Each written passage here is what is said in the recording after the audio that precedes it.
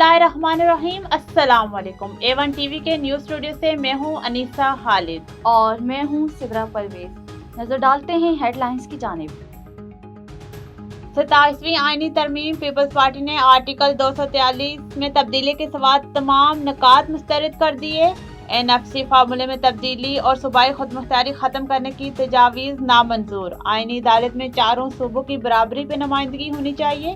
बिलावल भुट्टो जरदारी की press conference. मजीद मुशावरत के लिए CEC अरकान का इजलास आज फिर होगा। वफाकी काबीना का आज होने वाला इजलास मुलतवी। इजलास में आईनी तरमीम के मुसव्वदे की मंजूरी दी जानी थी। वज़ीर आज़म की पीपल्स पार्टी MQM IP के वफूद से मुलाकातें। आईनी तरमीम पर तबादला ख्याल। Qaf league, ANP, BAP, national party, Zia league के रहनुमाओं की मुलाकात। सूरत हाल पर मुशावरत।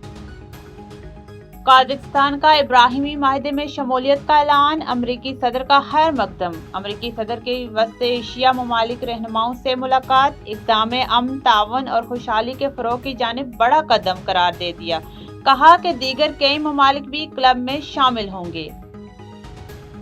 गोडकी के कच्चे में पुलिस का ऑपरेशन, 12 डाकू हलाक, 14 जख्मी। पुलिस ने मुतअद्दिद कमीगाहों को आग लगा दी। शरपसंदों के खात्मे तक कार्रवाई जारी रहेगी। पुलिस का 2 टोक मौक़िफ़।